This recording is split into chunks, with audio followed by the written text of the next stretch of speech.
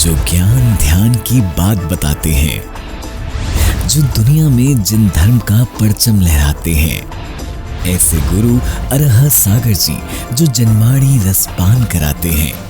ये दृष्टिकोण हमारा होना चाहिए। जिन हाथों से तुम रोज भगवान का प्रक्षाल करते हो, उन्हीं हाथों से यदि किसी की सेवा में आगे बढ़ा दोगे तो क्या होगा तुम्हारा। संत शिरोमणि आचार्य श्री 108 विद्यासागर जी महाराज के परम प्रभावक शिष्य परम पूज्य मुनि श्री 108 अरह सागर जी महाराज के मुखारविंद से 6 डाला पर अर्थ सहित श्रवण कीजिए मंगल प्रवचन।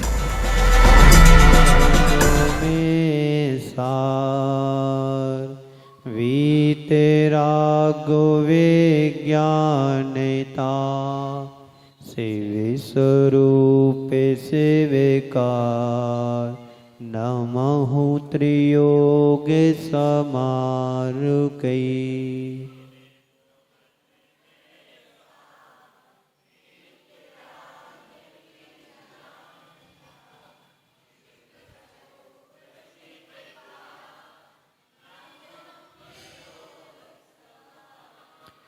जे त्रिभुवनों में जीवे अनंत, सुख चाहे दुख ते भयवंत।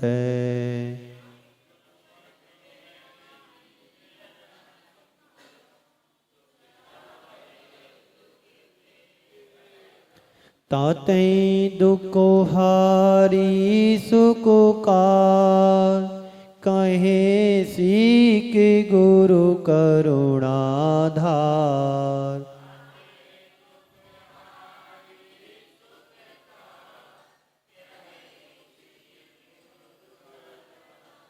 ताही सुनो भवि मनो तेरे आन, जो चाहो अपनो कल्याण।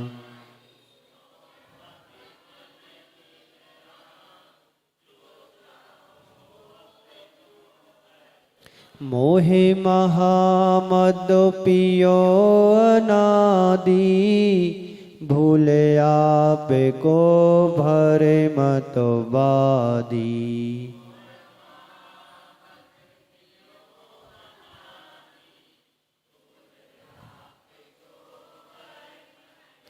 तासो भ्रमण की है बहु कथा, पे कछु कहूँ कहीं मुनिय था।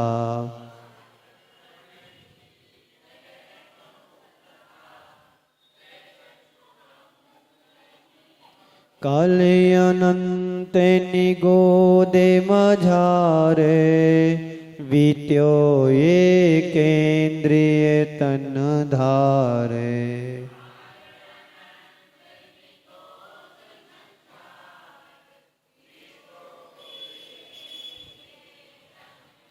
एक श्वासों में 8-10 बार, जन्म्यो मरियो भरियो दुख भार।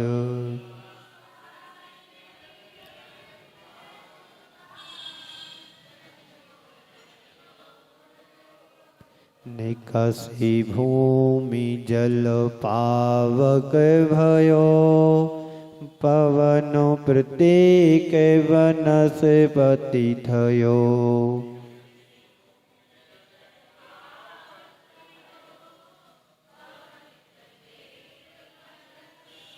दुर्लभ लही ज्यों चिंतामणि, त्यों परे आए लही त्रसतणी।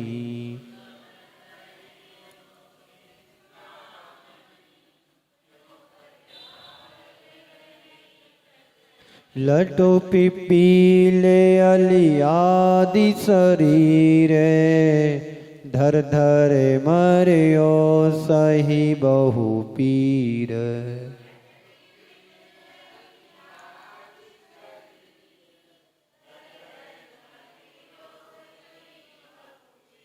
कबहु पंचेन्द्रिय पशु भयो, मन बिन निपटे अज्ञानी थयो।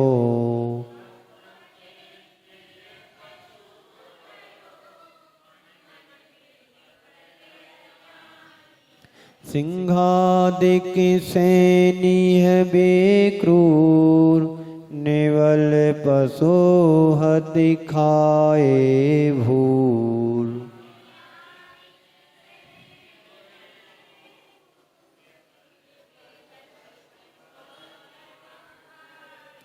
कवहु आप भयो बलोहीन, सबलन करि खायो अति दीन।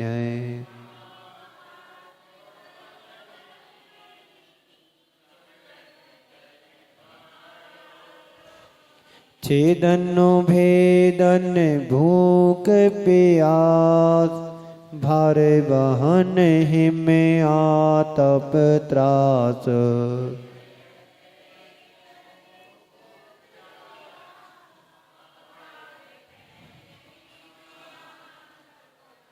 बदबंधन आदिक दुख घने, कोटि जीवते जाते ना भने।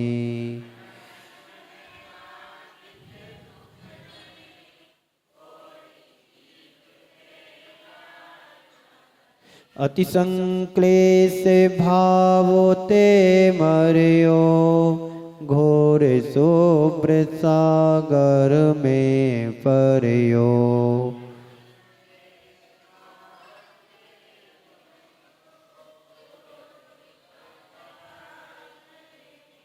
तहाँ भूमि पर सत दुख ये सो, बिच्छू सहस डसे नहीं तिसो।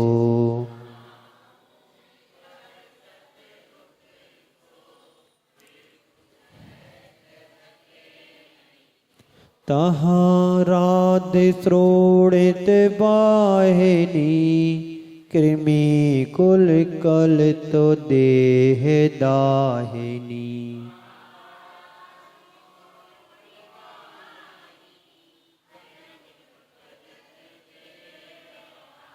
सेमरु तरु दल जुतु असि पत्र, असि ज्यों देह बिदारई तत्र।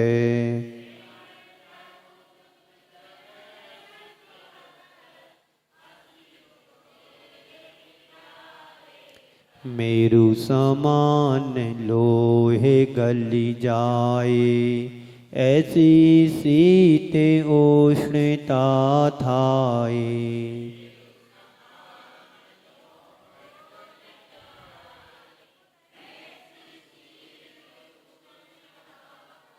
तिल तिल करई देह के खंड, असुर भिड़ावै दुष्ट प्रचंड।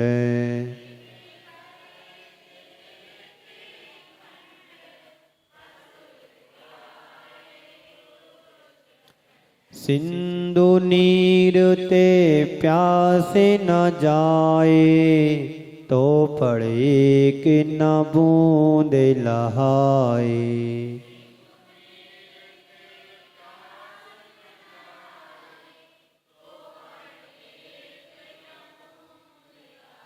तीन लोक को नाज जुखाए, मिटई न भूख कड़ा न लहाए।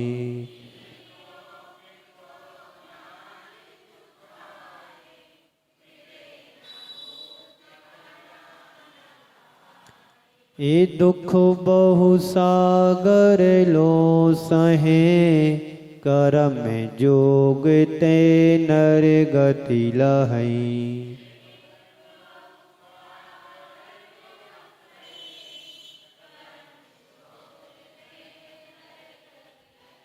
जननी उदर बस्यो 9 मास, अंग सकुचुतै पाई त्रास।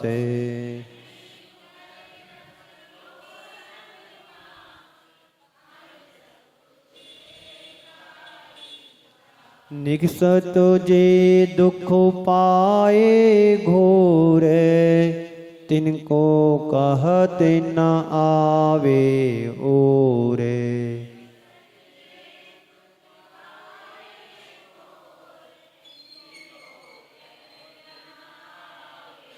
बालोपने में ज्ञान न लह्यो, तरुणी समय तरुणी रते रह्यो।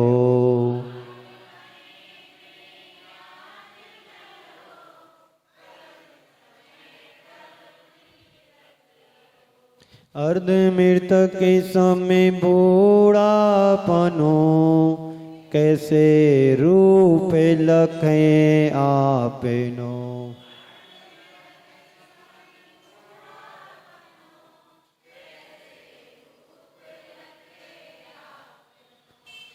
ओम शांति। यहाँ तक मनुष्य गति के दुखों का वर्णन हुआ था। अब आगे देव गति के दुखों के संबंध में कहा जा रहा है कि यदि हम किसी विशेष पुण्य से नरक से, त्रियंच से, मनुष्य गति से ऊपर उठ कर के किसी पुण्य के योग से, संयोग से देव भी बन जाते हैं, तो कहते हैं वहाँ पर भी सुख नहीं है। कहीं पर सुख दिखता है? नहीं दिखता है। सुखाभास जैसा हो सकता है, पर सुख यथार्थ सही सुख नहीं है। वास्तव में सही सुख यदि है तो वह पंचम गति में यानी मोक्ष में सुख है। इंद्रियों से जनित सुख कभी सुख नहीं हो सकता है। अतीन्द्रिय सुख ही वास्तव में सही सच्चा सुख माना जाता है। आज यदि हमारी आंखें ठीक ठीक काम करती हैं तो तुम्हें जो दृश्य दिखाई देते हैं वो दृश्य तुम्हें बहुत अच्छे लगते हैं। और यदि हमारी आंखें देखना बंद कर दें, कम कर दें, तो वो दृश्य क्या अच्छा लगेगा? नहीं लगेगा। अभी हमारी कर्ण इंद्री अच्छे से काम कर रही हैं और कान यदि सुनना बंद कर दें, कोई कितना भी अच्छा सुनाए क्या फिर तुम्हें सुनाई देगा? नहीं देगा। तो हमारा सुख पराश्रित सुख है, हमारा सुख इंद्रियों जनित सुख है।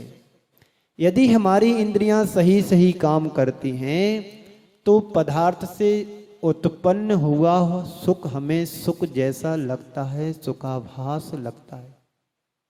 ओम सही करो, आवाज गड़बड़ हो गई। मैं कह रहा था इंद्रिय जनित सुख वास्तव में सुख नहीं है। सुख की दिलासा दिलाता है, देखने से अच्छा लगता है, सुनने से अच्छा लगता है, सूंघने से अच्छा लगता है, स्पर्श करने से मुझे अच्छा लगता है। वास्तव में यदि इंद्रियों में सुख होता, वस्तु में सुख होता, तो हमेशा सुख उसमें होना चाहिए था। इससे क्या फलितार्थ होता है कि ना वस्तु में सुख है ना इंद्रियों में सुख है, तो सुख है कहाँ? तो कहते हैं अतीन्द्रिय सुख, इंद्रियों से रहित जो सुख होता है वास्तव में वह सही सुख है। तो नरक गति के दुखों को हमने सुना था, फिर उसके बाद त्रियंच गति के दुखों को भी सुना है। मनुष्य गति के दुख हम सभी भोग भी रहे हैं, अनुभव भी ला रहे हैं, अनुभव में आता भी है। अब आज हमें देव गति के दुखों का वर्णन सुनना है। पंडित दौलत राम जी के द्वारा जो 6 ढाला लिखी गई है, उस 6 ढाला में प्रथम ढाल का यहाँ पर स्वाध्याय चल रहा है और उसको हम अच्छे तरीके से समझ भी रहे हैं, सुन भी रहे हैं।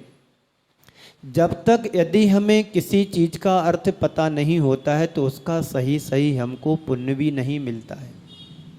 सबसे पहले तो 6 ढाला हमको पढ़ना आना चाहिए, उसके बाद जब पढ़ना आता है तो याद भी होना चाहिए, और याद होने के बाद, पढ़ने के बाद फिर हमारे लिए उसका अर्थ भी समझ में आना चाहिए।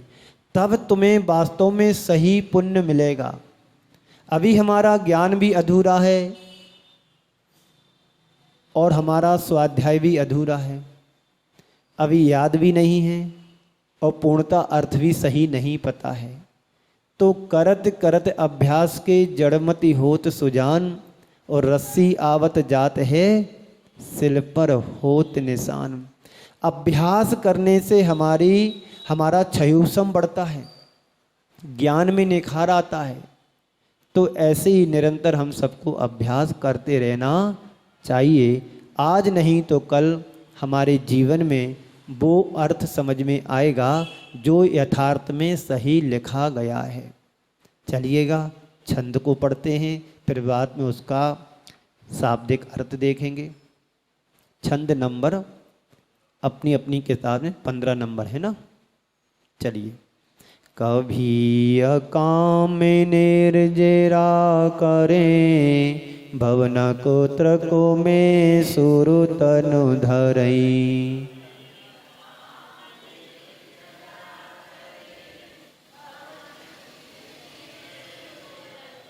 कभी अकाम निर्जरा करें, भवन कोत्र को में सुरु तनु धरई।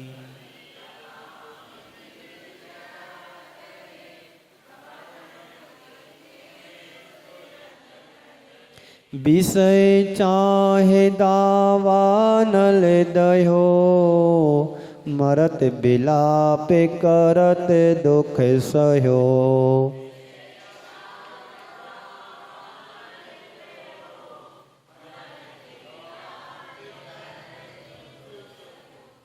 कभी अकाम निर्जरा करें, भवन कोत्र को में सुरु तनु धरई।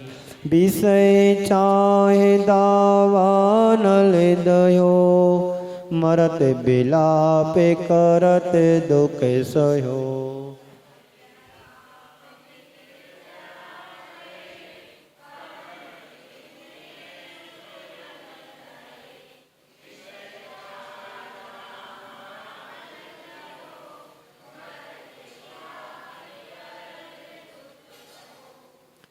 ओम शांति।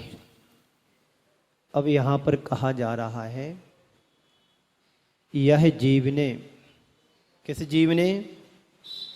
इस जीव ने जो निरंतर पुरुषार्थ करते करते यहाँ तक पहुँचा है।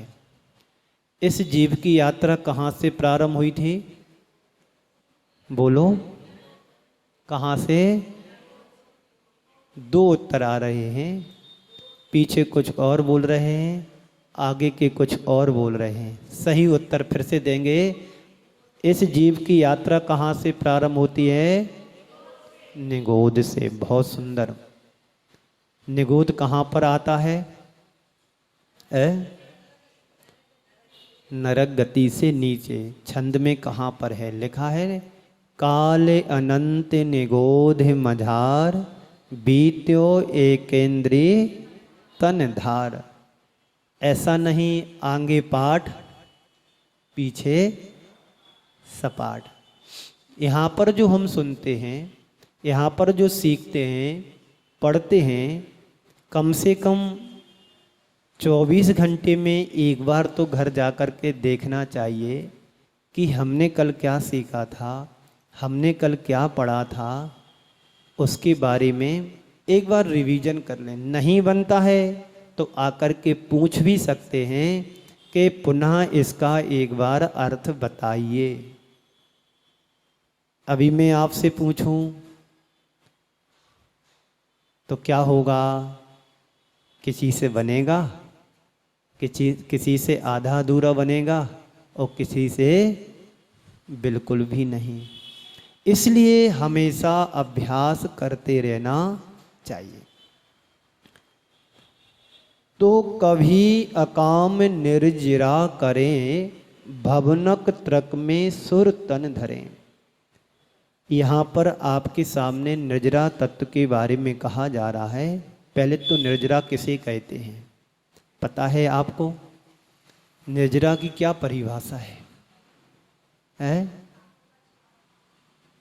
कर्मों के एक देश झरने को, कर्मों को आत्मा से एक देश अलग होने को निर्जरा कहा गया है। क्या कहा गया? कर्मों के लिए, कर्मों को आत्मा से एक देश पृथक हो जाना, यानी कर्म फल दे करके अलग हो जाना, उसको निर्जरा कहते हैं। अब यहाँ पर निर्जरा के बारे में, निर्जरा कितने प्रकार की होती है? तो निर्जरा 2 प्रकार की होती है। एक निर्जरा होती है अकाम निर्जरा और एक सकाम निर्जरा होती है। एक आविपाक निर्जरा और एक साविपाक निर्जरा। नाम अंतर है, अर्थ में कोई अंतर नहीं है। तो यहाँ पर किस निर्जरा की बात की जा रही है? अकाम निर्जरा की बात की जा रही है। अकाम निर्जरा का अर्थ होता है जिसको पुरुषार्थ करके हम कर्मों से, आत्मा से कर्मों को अलग करते हैं। सकाम निर्जरा यानी समय पर कर्मों का झड़ जाना।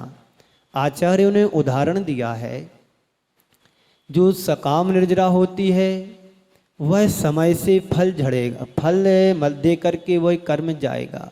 जैसे आम का वृक्ष है, आम के वृक्ष पर आम लगा हुआ है और आम समय से पकेगा और पकने के बाद क्या होगा? फिर टपकेगा। ये क्या हो गया? साविपाक निर्जरा। यानी समय से कर्म आएगा, अपना फल दे करके चला जाएगा। लेकिन एक कर्म वो है जो पुरुषार्थ करके, त्याग तपस्या के माध्यम से, साधना के माध्यम से ऋषि वर्ग, साधु जन त्यागी वृत्ति क्या करते हैं? उसको समय से पहले उदय में ला करके और त्याग तपस्या साधना के माध्यम से उस कर्म को झड़ाते हैं। पर्वत पर जाकर के, चोटी पर जाकर के गर्मी के दिनों में साधना करना, उपवास करना, खड़े होकर के ध्यान लगाना, बैठ करके ध्यान लगाना, उससे जो साधना के माध्यम से जो हमारे कर्मों, जो शरीर में तकलीफ होती है, यानी वो कर्म झड़ रहे हैं, कर्म निकल रहे हैं। सर्दी के दिनों में नदी के किनारे, नदी के तट पर जाकर के वहाँ पर साधना करना शीत ऋतु में हो गया। बरसात के दिनों में कहाँ पर तपस्या करेंगे? तो पेड़ के नीचे जा करके खड़गासन में खड़े हो जाते हैं या बैठ जाते हैं। 4-4 माह के लिए साधु लोग पहले के जमाने में, यानी जब चतुर्थ काल था तब बारिश होती थी, 4-4 महीने, 2-2 महीने झिर लगती थी, फिर भी ठूंठ जैसे खड़े हैं, बैठे हैं। हिरण भी आकर के उनसे खुजली अपनी खाज खुजा करके चला जाता है, फिर भी वो टस के मस नहीं होते हैं, तब निर्जरा होती है। और जैसे बारिश होती है तो उन पत्तों के बीच से एक एक बूंद झड़ती है तो करंट सा लगता है शरीर में, फिर भी उनकी साधना में कोई अंतर नहीं आता है। ये कहलाती है अकाम निर्जरा। कसायों को मंद करके की जाती है। कोई कितना भी उदीरित करे, तुम्हारे लिए क्रोध दिलाए, कुछ भी करे, फिर भी हमें उसको सहन करना है, तभी निर्जरा होगी। सामने वाले ने कुछ कहा, हमने उसको उत्तर में और कुछ कह दिया। अभी हम पूज्य मुनि श्री क्षमा सागर जी को सुन रहा था, तो वो एक कहानी सुना रहे थे बुद्ध की। बौद्ध एक महात्मा हुए हैं, वो रास्ते से चले जा रहे थे। एक व्यक्ति आया, बाबा जी के लिए गाली देने लगा। बाबा जी ने कुछ नहीं कहा, चुपचाप सहन कर रहे हैं। जब उसको लगा कि गालियां देने के बाद भी इनकी कोई प्रतिक्रिया नहीं हो रही है, तो उसने और जोर जोर से बड़ी बड़ी गालियां देना शुरू की, तब भी बुद्ध ने कोई प्रतिक्रिया नहीं की। अब जो और गुस्सा आया तो उस व्यक्ति ने उनके ऊपर थूक दिया। क्या किया? थूक दिया। थूक दिया तो उनने क्या लिया? अपने दुपट्टा से पोंछ लिया। अब इन्हें तो और अब बुरा लगा कि देखो मैंने गालियां भी दी हैं इसको, फिर भी उसने कोई जवाब नहीं दिया, और थूक भी दिया, फिर भी कुछ नहीं किया इन्होंने। लगता है कोई महात्मा है। और घर जाकर के वो पश्चाताप करता है, विकल्प करता है, हो ना हो कोई महात्मा है, इतनी समता तो तभी आ सकती है जब व्यक्ति के अंदर ज्ञान हो। आज सुबह मैंने कहा था, ज्ञान के साथ हमारा विवेक भी होना चाहिए। बुद्धि तो तुम्हारे पास है, पर बुद्धि में यदि विवेक और ज्ञान नहीं जुड़ा है तो तुम्हारी बुद्धि कुबुद्धि हो जाएगी, दुर्बुद्धि बन जाएगी।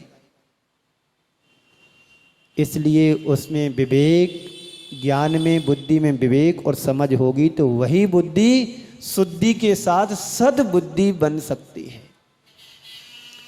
तो उस व्यक्ति ने थूक दिया, गाली दे दी, लेकिन बुद्ध ने कोई प्रतिक्रिया नहीं की। लेकिन उनके साथ और उनके दीक्षित जो और भी साधु थे, उनके शिष्य, उनके अंदर इतना क्रोध उबल रहा था, किसमिसी आ रही थी कि हमारे गुरु थोड़ा इशारा तो करें, हम देखते उसको धूल चटा देंगे।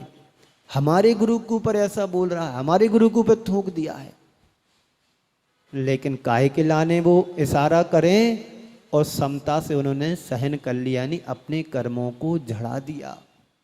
निमित्त मिलने पर क्रोध का निमित्त मिले और क्रोध ना करें तब तुम्हारी निर्जरा है। निमित्त तो हर पल मिलते हैं, हर क्षण मिलते हैं, है ना, उसको सहन करना, इसी का नाम निर्जरा है। मान लीजिए किसी को जेल में डाल दिया, धनाढ्य व्यक्ति था, इनकम टैक्स में फंस गया, अब उसके लिए सजा हो गई, 3 महीने की सजा दे दी, और जो कुछ मिला पकड़ा गया वो तो रात सात हो ही गया। अब एसी में रहने वाला व्यक्ति, वो घर में पलंग पर सोने वाला, गद्दे पर सोने वाला व्यक्ति अब साधारण से कमरे में जाकर के एक साधारण से पुराने गद्दे पर सो रहा है, जहां पर पंखे की हवा भी नहीं मिल रही है। खाने के लिए मिलता है, जैसे कुत्ते के लिए सीकियों में से दे देते हैं, और मच्छर काट रहे हैं, गद्दा भी ठीक नहीं है, बदबू दे रहा है। यदि वहां पर वो जाकर के चुपचाप सहन कर रहा है तो वो निर्जरा कर रहा है, और विकल्प कर रहा है तो कर्मों को बांध रहा है। दोनों चल रहा है, बंद हो रहा है, सहन कर रहा है तो निर्जरा भी कर रहा है, और विकल्प कर रहा है तो आश्रव भी हो रहा और उसी समय बंद भी हो रहा। कोई देर दार का काम नहीं है। जैसे आश्रव हो रहा वैसे बंद हो रहा है, और यदि समता से सहन कर रहा है तो संबर भी कर रहा है और निर्जरा भी हो रही है। खाना भी सही नहीं मिल रहा है, नींद भी ढंग से नहीं आ रही है, सब कुछ सहन करना पड़ता है। मान लीजिए आप ट्रेन से जा रहे हैं,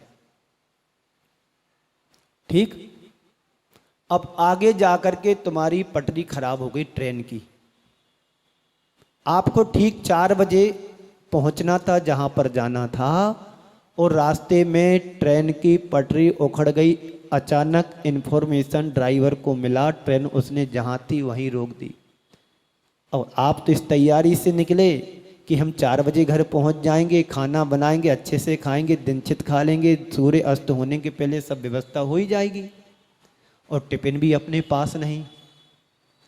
और आप सोच रहे हैं कि अभी तो 4 बजा है, 5 बजा है, अभी 1 घंटे में ट्रेन पहुंच भी सकती है, जाके बना के खा भी सकते हैं।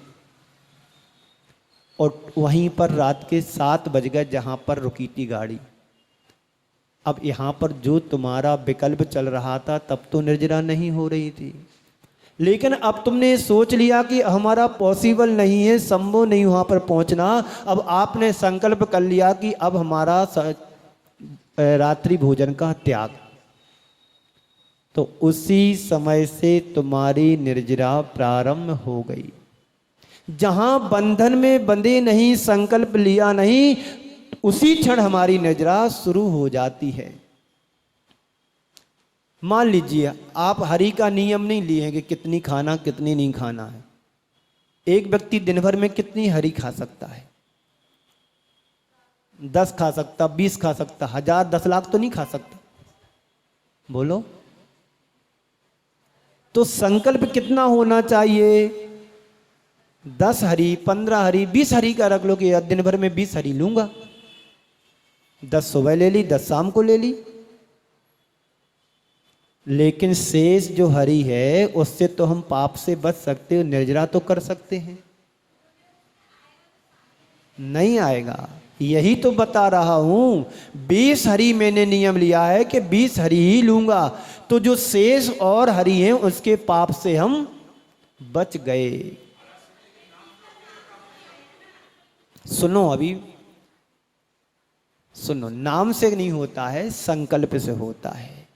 हमने 20 हरी का त्याग किया है, नियम लिया कि 20 हरी के अलावा और किसी भी प्रकार की हरी नहीं लूंगा, तो तुमने 20 हरी का संकल्प रखा है। इसके बाद में जो शेष हरी हैं वो हमारी सब हमसे छूट गई हैं। आप खाते क्या हो, जो हमारे सामने उपलब्ध होती उसी में नियम लेना है। 10-25 हरी से ज़्यादा सामने नहीं आती हैं। सब्जी भी आएंगी, फल भी आएंगे, जूस भी आएंगे और कुछ भी आएगा।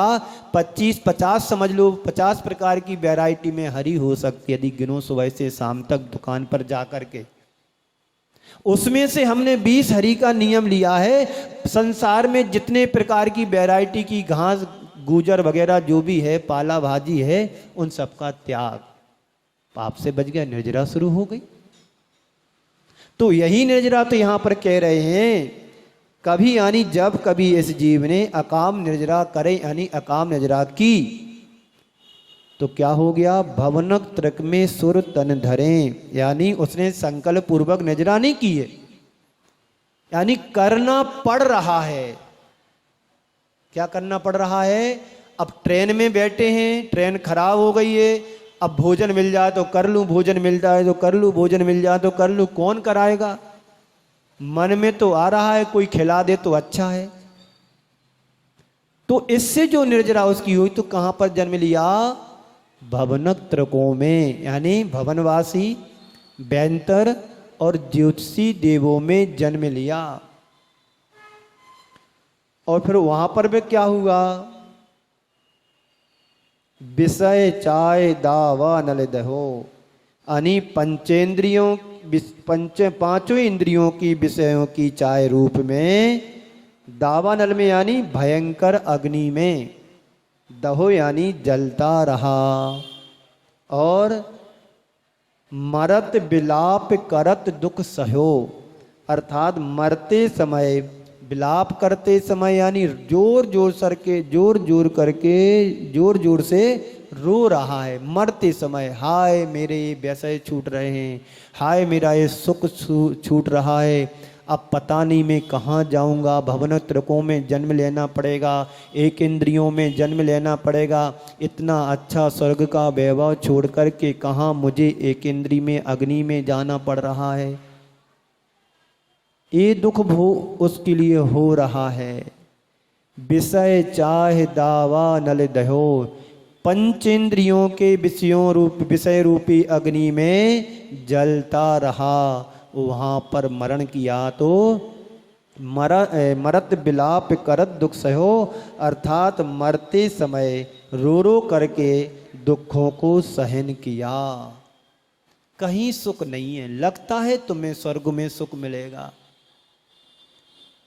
ये बात अलग है। मनुष्यों की अपेक्षा तो वहाँ सुख होगा। कैसे होगा मनुष्यों की अपेक्षा से? यहाँ पर तुम्हें सुबह उठ करके क्या करना पड़ता है? मंदिर जाना पड़ता है, नहाना पड़ता है, मंदिर जाना पड़ता है, फिर द्रव्य को धुलना पड़ती है, फिर पूजन करना पड़ता है, फिर आकर के घर का काम करना पड़ता है। उसमें यदि पत्नी ठीक है तो ठीक ठाक है, वरना उसकी 4 बातें और सुनो। यही तो दुख है। पर स्वर्गों में ऐसा नहीं है कि हमें काम करना पड़े, दुकान खोलना पड़े, फैक्ट्री पर जाना पड़े, खेत पर जाना पड़े, दुकान पर जाना पड़े, किसी से मांगना पड़े, किसी को देना पड़े, किसी का गुस्सा सुनना पड़े। नहीं, वहाँ पर ये काम नहीं है। वहाँ तो तुम्हें यहाँ के पुण्य से जो मिला है उसका उपभोग करना है। कितने दिन तक? कम से कम 10,000 वर्ष तक तो करना पड़ेगा। कम से कम 10,000 वर्ष तक तो सुख वहाँ भोगना पड़ेगा।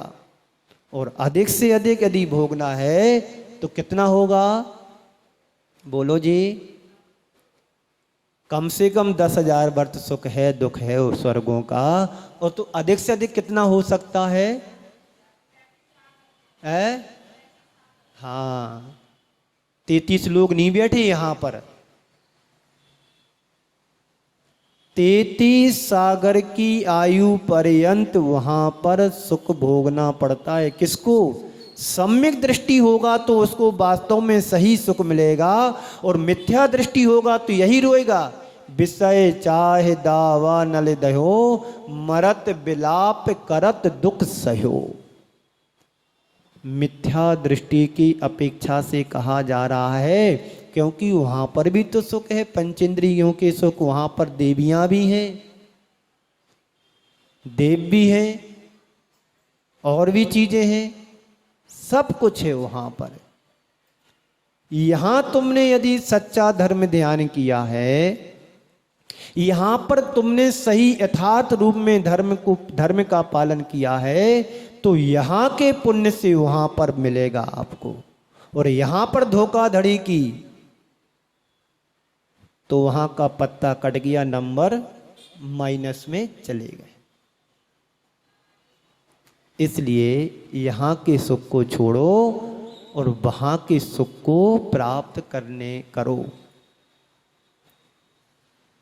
तो कभी अकाम निर्जरा करें। जब कभी यह जीव अकाम निर्जरा करता है तो भवनक त्रिकों में जन्म लेता है, और वहाँ पर विषय रूपी जो चाह है, दाह है, अग्नि है, उसमें क्या करता है? दहो यानी जला। और मरत बिलाप करत दुख सहो, और मरते समय बिलाप करता है, रोता है, हमारा सुख छूट रहा है, हमारे वैभव छूट रहा है, इस स्वर्ग को छोड़ करके मुझे अब कहाँ जाना पड़ रहा है। अविज्ञान होता है, और मृत्यु के 6 महीने पहले उनको मालूम पड़ जाता है कि मुझे कहाँ पहुँचना है, कहाँ जाना है। वो सब उसको याद होता है, याद आता है, देख देख करके, सुन सुन करके, अब मुझे वहाँ जाना है, वहाँ मरना है, वहाँ पहुँचना है। अब हमारा वैभव छूट रहा है, हमारे इंद्र छूट रहे, हमारी इंद्राणी छूट रही हैं, हमारी देवी छूट रही है। कौन रोता है जे? मिथ्या दृष्टि जीव। भवनोत्तरकों में कौन जन्म लेता है? मिथ्या दृष्टि जीव लेता है जन्म। सम्यक दृष्टि तो कहाँ जाएगा? ऊपर जाएगा, वैमानिक देवों में नहीं होगा, वैमानिक देवों में जाएगा, भवनोत्तरकों में जन्म नहीं लेगा। तो क्या कहा है?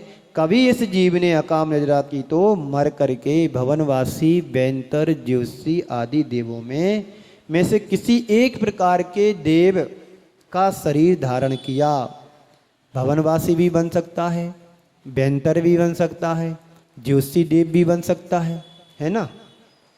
परंतु वहाँ पर भी इंद्रिय विषयों की चाह रूपी अग्नि में, भयानक अग्नि में, दावानल लिखा है, जैसे जंगल में अग्नि आग लग जाती है, बड़ा जंगल हो और उसमें आग लग जाए, दावानल बोलते हैं। जलता रहा और मरते समय रो रो करके दुखों को सहन किया। इतना ही पर्याप्त है, बाकी कल देखेंगे। इसी मंगल पुनीत भावना के साथ पूज्य गुरुदेव के चरणों में नमन अर्पित करते यहीं पर विराम देता हूँ। बोलिए परम पूज्य आचार्य गुरुवर श्री विद्यासागर जी महाराज की जय।